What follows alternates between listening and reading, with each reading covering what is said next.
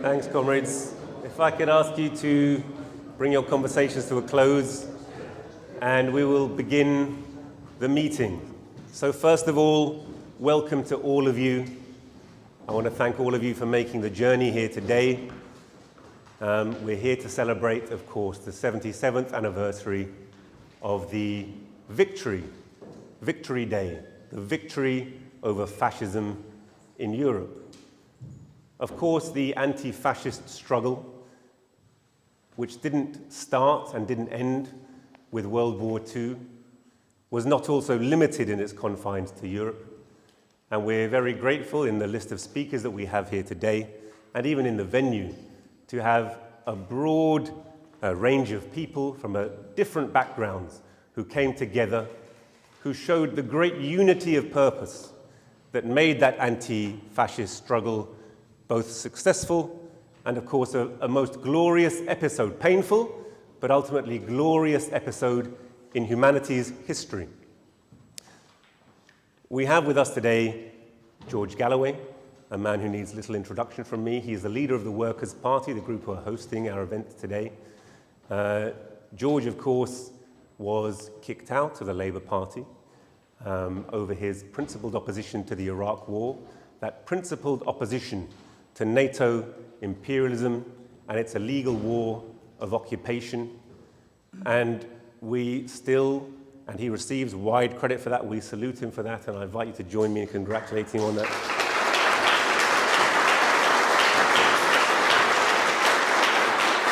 Principled stand that he took.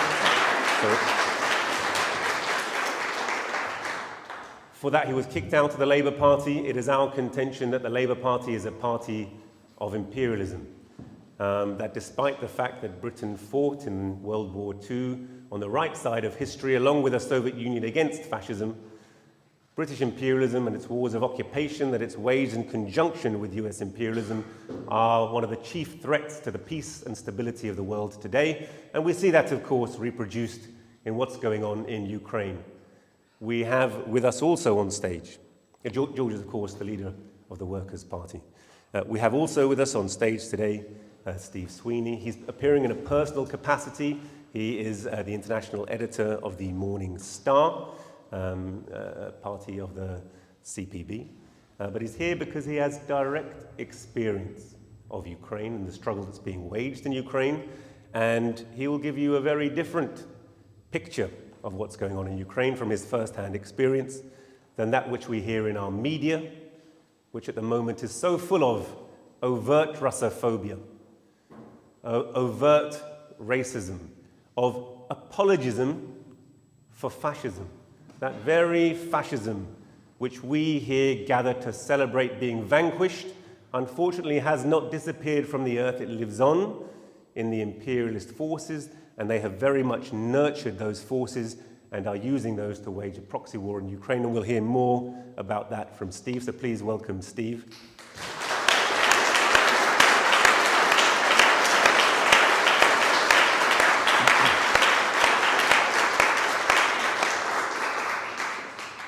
We have extended an invitation to the Russian embassy. We have just heard news that sadly they will not be able to join us, but they send their greetings on this occasion. To them, of course, this is not just an event to be marked in the past, not only because of their ongoing struggle with those same forces of fascism that they vanquished in 1945 when finally they re-entered Berlin. And of course, we celebrate on this day the fact that Nazism was overthrown and the Führer, Adolf Hitler, took poison in his bunker, and this was the symbol of the final defeat of Nazism, and we applaud that.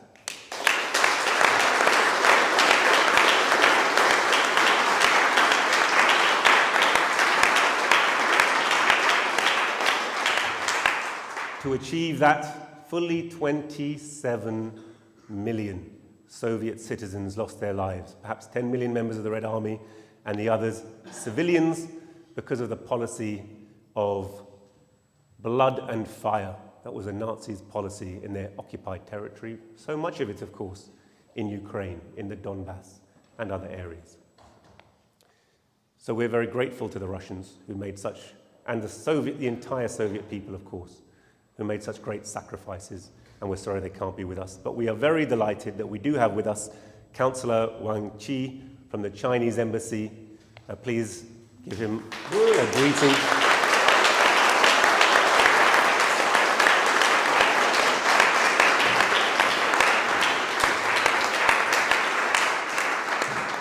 Nor do we forget, nor will we forget, nor can we forget the incredible heroic sacrifices that the Chinese made to vanquish Japanese as well as European fascism in what was a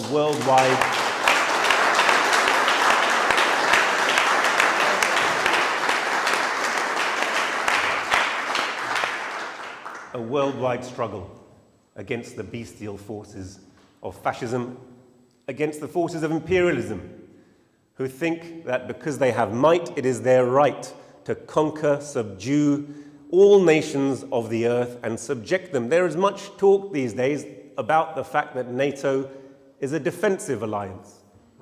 You can hardly turn on your TV or radio station without hearing NATO, of course, is a defensive alliance. I heard Keir Starmer very proud of the fact that Labour had been the party that was instrumental in forming that defensive alliance. It was an aggressive alliance from the start. It was an anti-Soviet alliance from the start. It was an anti-Russian and anti-communist alliance from the start. It was an alliance of the world's foremost imperialist powers trying to hold on to their domination of their colonies and slaves, and we will never forget that. And again, we join to reaffirm here today our struggle against those forces of imperialism which sadly are running rampant in our world today.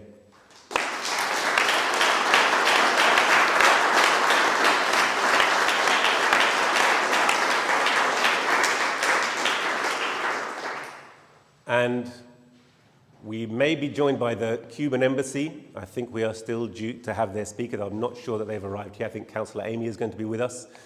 We extend our greetings to the people of Cuba, also standing in the jaws of US imperialism and inspiring the entire world, proletarians of all countries and progressive nations of all countries. So we extend our greetings to them. We hope to see them soon.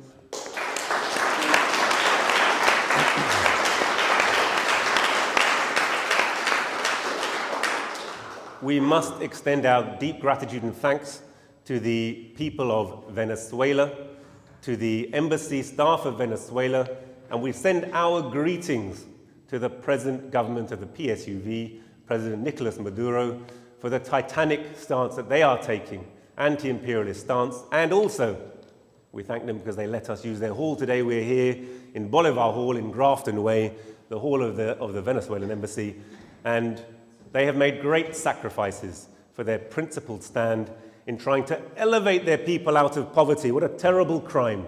To elevate their people out of poverty, to house their people, to feed their people, to take the oil wealth. Venezuela, of course, not Saudi Arabia, not Iran, not Iraq. Venezuela has the largest proven reserves of oil of any nation on earth. And it's precisely because it sits there in the Orinoco Delta under the flag of Venezuela. How dare they plant their flag on this oil reserve, so key to the interests of US imperialism. When Hugo Chavez came to power and put the Bolivarian process, the Bolivarian revolution in control of their oil reserves and nationalized those oil reserves, he became public enemy number one. And it's precisely this that, which embodies and personifies the entire struggle that we're talking about. World War I like World War II, World War II like World War I. These were struggles against imperialism. Very interesting. Some of our speakers may allude to it. The fact that during the siege of Stalingrad, the SS troops were taken and giving lectures. We once had a speech from a guy called Henry Mettelman. If you've not read his book, A Hitler Youth, if you've not read his book about the struggles that he encountered as a working class boy in Germany, becoming enlisted into fascists and then sent to fight against the Russians. He was on the German side at the Battle of Stalingrad. They had political lectures from the SS troops saying what was the most important objective? The oil field in the Caucasus. The whole war, the whole of this fascist experience was part of a plan for global domination of economic resources very much akin to the struggle we're seeing played out before us today, and we must never forget that. So it will be our last speaker then, please, last but not least.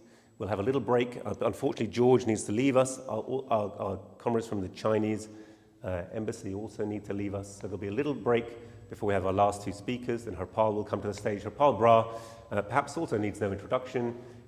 He's an old Indian communist, old now, but one of our staunch friends. He's obviously my father, so one of my staunch friends and allies. Leader and founder now of Britain's Communist Party, the Communist Party of Great Britain, Marxist-Leninist, and perhaps one of the foremost experts on the history of the Soviet Union, the history of class struggle and class politics in Russia and the Soviet Union. And so we'll be delighted to have his contribution last, but by no means least. So please give him a round of applause.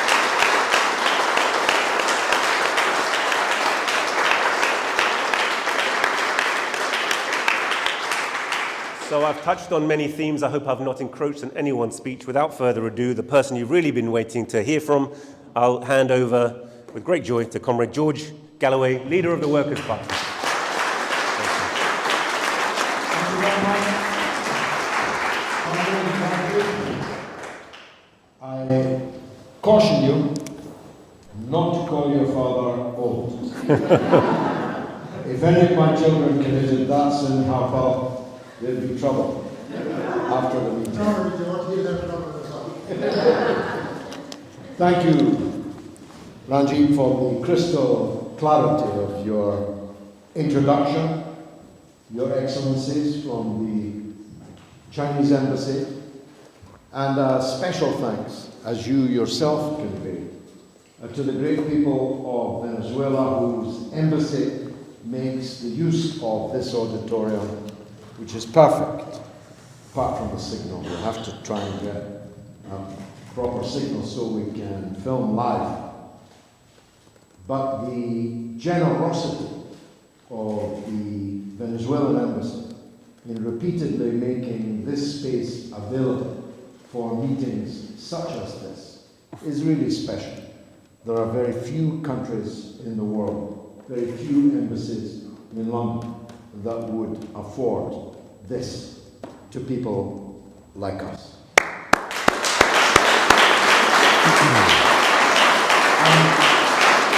Thank you to all of you who've come from far. We personally left home at 4 a.m. this morning, and I know that other people have travelled far also for this auspicious day. And it is auspicious for the reasons that Dr. Ranjeet referred. We're celebrating here something truly momentous in the history of humankind.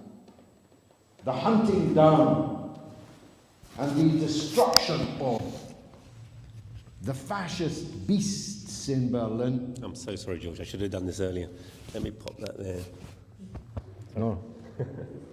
Is one of the greatest achievements of humankind.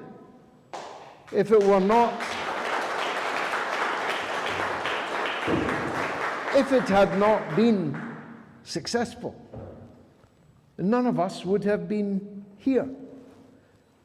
Many of us would have been put to death as Untermensch, subhumans. Those of us who survived and who developed anti-fascist ideas would be in concentration camps, gas chambers, liquidated. And those who did not would still be living under the iron heel of fascism. Imagine that. Imagine. It's easier for me. I was born in the shadow of the end of the Second World War. Don't tell my wife, she thinks I'm 45.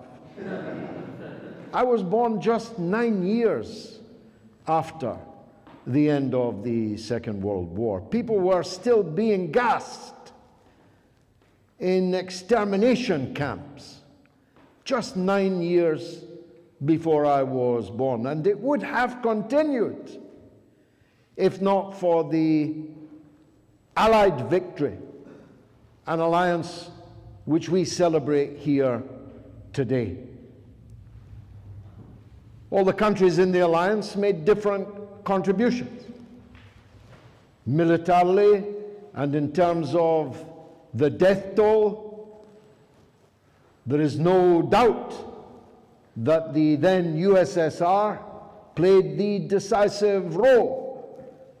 Churchill himself repeatedly said so on the floor of the House of Commons, that the Red Army, he said, under Generalissimo Joseph Stalin, had broken the back of the Wehrmacht, broken the back of the German armed forces. 8 in every 10 of the Nazi personnel destroyed in the war were destroyed on the Eastern Front by the Red Army and by the partisans working heroically behind enemy lines. Nowhere more so than in Ukraine. And whilst I shall say some very harsh things about Ukraine in the course of my words, we will never forget the bravery, the sacrifice, the martyrdom of the Ukrainian partisans who gave their lives knowingly to harry and sabotage and seek to weaken the Nazi occupation of their country.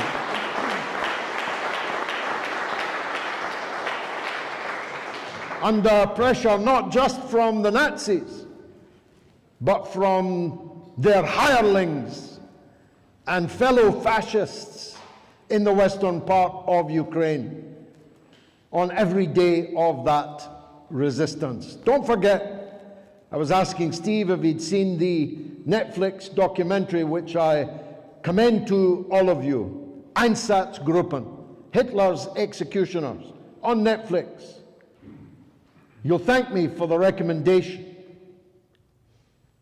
The burden of the genocidal madness in the Eastern Holocaust was carried out not by German Nazis, but by Ukrainian Nazis, and from the Baltic states as are now, and indeed from Hungary and Romania.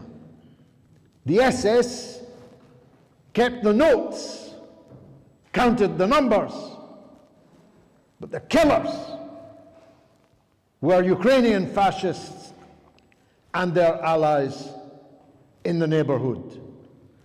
So these Ukrainian partisans were fighting not just the Nazi German forces, but their Ukrainian and other regional counterparts. And they are stakeholders in this great victory that we celebrate here today.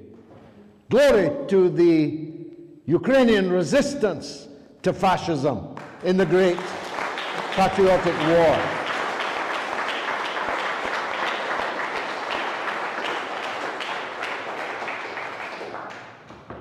The Chinese people, how widely this is either forgotten or unknown. The second largest mountain of martyrs to fascism in the entire period starting before the Second World War was the mountain of Chinese people slain, despite their heroic resistance, helped when it could be by the Soviet Union, and in a desultory way, more desultory way, by the United States and others. But the Chinese people bore the brunt of that fascist onslaught themselves, which created, of course, the crucible in which was formed the mighty, great, eternal People's Republic of China.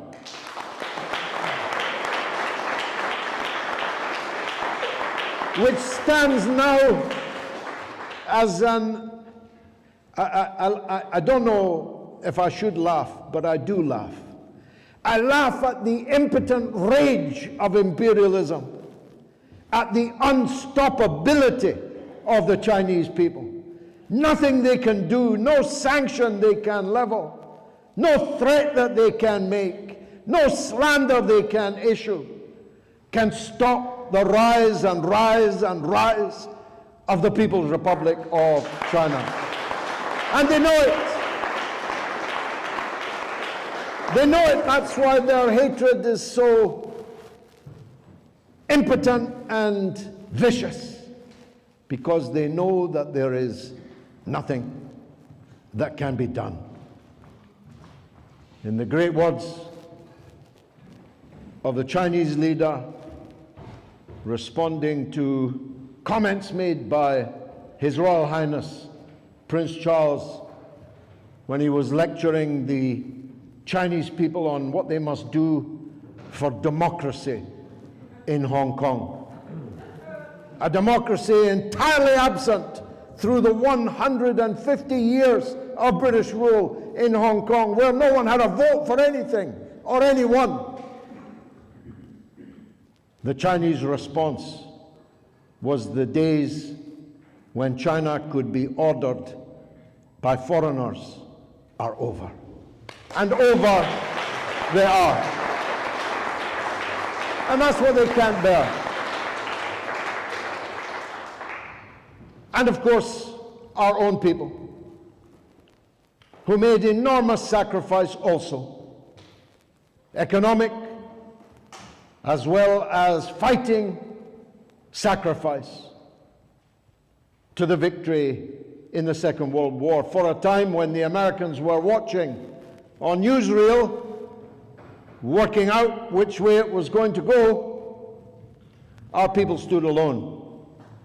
Our people stood alone against Hitler, despite the fifth column. You call it a fifth column, but it was kind of a four-fifths column, who wished to surrender and make a deal with Hitler. But it was the patriotic section of the British bourgeoisie which existed, and the ranks of the labor movement, the trade unions, and then the Labour Party, which then at least had some connection with the name Labour, if only in a deformed way. Men like Bevan, Mr. Foote, with whom I discussed those days so many times around a table in his favorite Soho restaurant, the Gay Hussar, the Hungarian. He used to invite me there because I liked to hear him talk for hours about the period of appeasement, the resistance to appeasement, and how finally Britain stood up to fascism. And our soldiers, two of whom were my grandfathers, both in the same regiment, the Highland Division of the 8th Army under Montgomery, fighting in El Alamein, and even worse, fighting at Monte Cassino in Italy, an experience from which neither ever fully recovered. One of my grandfathers in particular had nightmares about Monte Cassino for all of the years of his life after the war, crying out in the night. Our people, our armed forces, our heroes on the Atlantic convoys, half of whom did not survive, supplying the Soviet Union in the icy seas, menaced by U-boats, being lost overboard, being sunk, being attacked from above. The heroes of the Atlantic convoys cry out from their watery graves, "We will never hate Russia. We will never agree to hate the Russians. Never." We gave our lives. We gave our lives so that the Russian people could have the means of fighting war against fascism, so that they could have the food for their families to eat on the home front. We will never agree to hate Russia. And in particular, this is controversial, and I'm not speaking for the Workers' Party in this.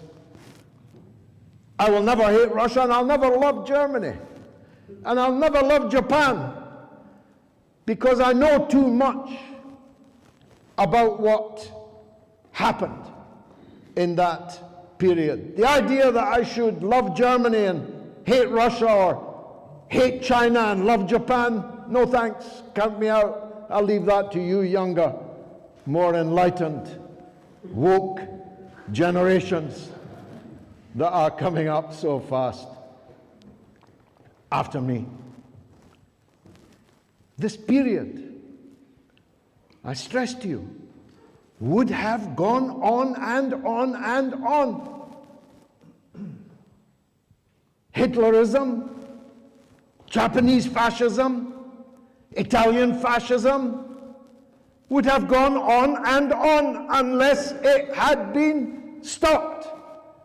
And we say glory to all of those American, British, Soviet, Chinese partisans all over the world that fought fascism.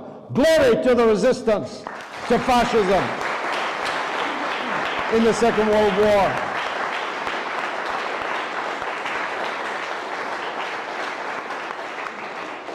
And now I turn, if I may, if I'm not outstaying my welcome and my allotted time, to more contemporary events. This day, in fact. This day, the government in Berlin issued an edict forbidding the carrying of any Soviet flags in the commemorations today and tomorrow of the end of the Second World War. Soviet flags, which cleansed Germany of Hitler fascism, which destroyed the beast in the rubble of Berlin, which in the most iconic photograph of all history was hoisted over the Reichstag roundabout this day in 1945, is now banned. It's banned in Germany. You'll be arrested if you raise it. Russian property is being attacked. Russian icons, yes, yes, glory to the flag. Russian property being attacked. Russian journalists, just in the last few days, almost fell victim to a terrorist attack in Berlin, all but unprotected by the German state. Even dead Russians, even Russians that died long before the Soviet Union existed, composers, painters, writers,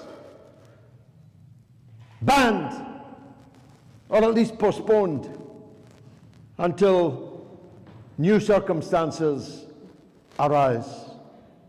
This madness, this Russophobic madness, is mounting in official circles and in their media echo chamber. But here's my second controversial point. I think it's wearing thin amongst the population. I think the population are beginning to sense that this narrative is not actually all that it cracks up to be. I pray in aid only anecdotal evidence, because I've been in this kind of a movie before. In the run-up to the Iraq War, and in the immediate aftermath of it, it wasn't safe for me to go out on the street. I could show you my scars, literally. I was faced with ferocious hatred from ordinary people at the time of the Iraq. I mean, they couldn't strike Saddam Hussein, so they struck me instead. I had a mustache in those days. That's what it was like. The Sun was trying to prosecute me for treason. They had a fund on the front page, donate for a private prosecution of me. The section of the act was incitement to disaffection. I told them, put that on my gravestone. He incited them to disaffection. All his life he tried to incite them to disaffection. But I don't get any of that now. And I'm out everywhere all the time. And not one person, of course online, it's the coward's way. But in real life, IRL, I think the young people call it. You didn't think I knew that, did you? I didn't know. IRL. It's never happened, not once. And yet, insofar as the mass media acknowledge my existence at all, they acknowledge it as an agent of Putin and Russia and all the other foolish appellations. So that's my first anecdotal evidence. My comrade, Jyoti, her husband's barber, piped up while shaving him a week or two ago. He brought it up. I'm not so sure, he said, that what they're telling us about this Ukraine story is right. And I hear these stories now coming from all of my comrades all over the country. People, for two reasons. First of all, they realize that when you've got a political class that are such liars, they can't even get their stories straight about whether they were there or not there, whether they ate a cold curry or a hot one, whether they touched the birthday cake or not. A political class that is absolutely mendacious, and a media that they know has lied to them about everything, from Brexit to Corbyn to all the other lies. So there's that. But there's also this.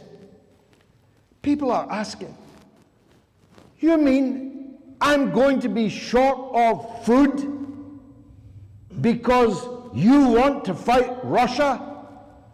I'm going to be unable to pay for my petrol or diesel, literally unable to pay it, as it heads inexorably to £10 a gallon, at least by the end of this year. Mark my words, £10 a gallon. That's why they don't price it in gallons anymore. £10 a gallon of petrol, meaning that for large sections of the population, they'll no longer be able to use their motor cars.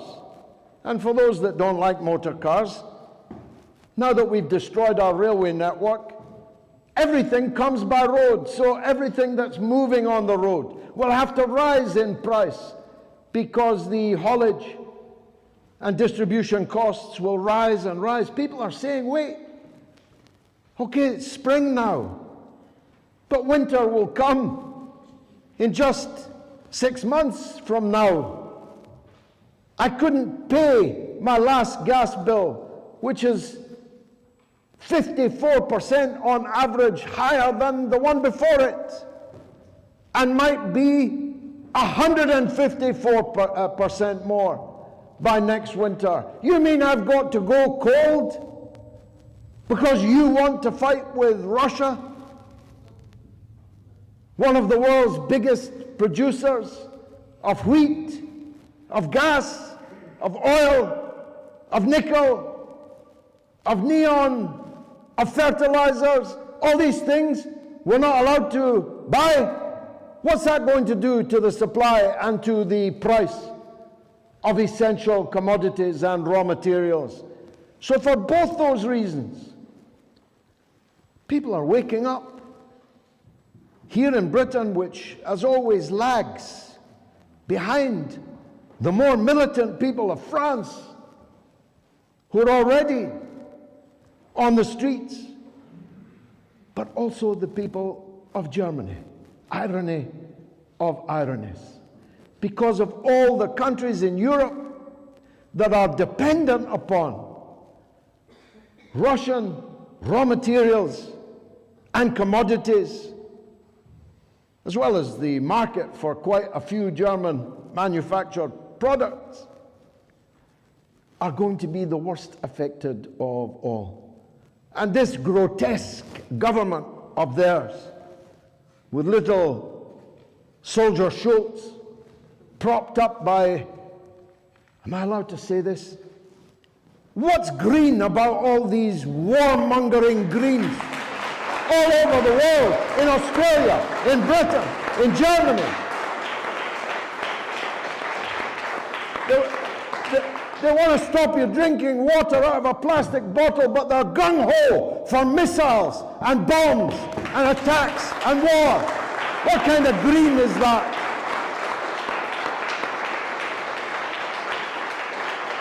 How green is that ravening for war, the Greens in Germany?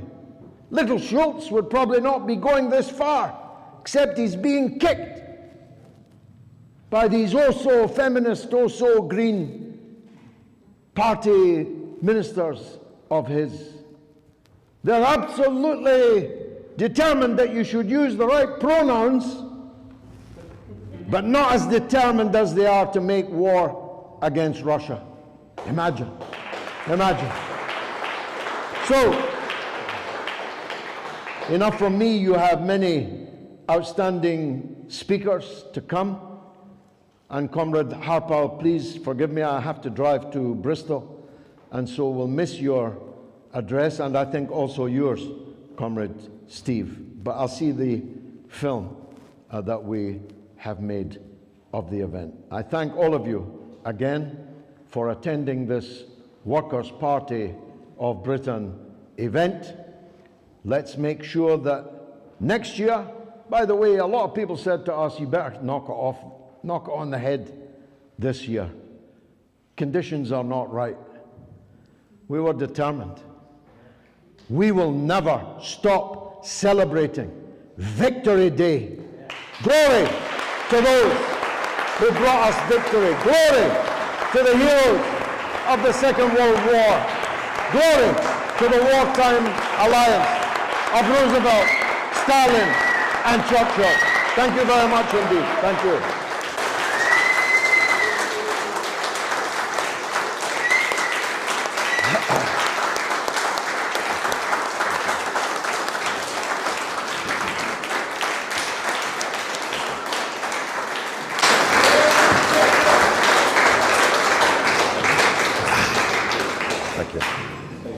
Thank you, Comrade George, for that rousing and absolutely politically relevant speech.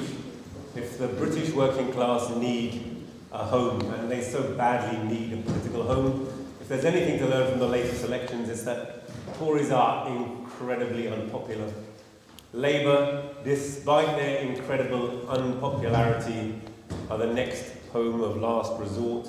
But there's a rise of independent candidates. There's a rise of political sentiment. There's a massive rise of abstentionism to its highest ever levels. People are utterly disgusted by the prevailing mainstream political scene.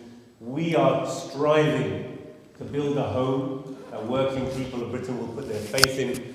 I think you can agree that we are creating that home, and we'll invite you to continue, thanks George, to put your trust in us, our faith in us, but more importantly, to make this your home so that we can create the vehicle necessary to bring British politics forward.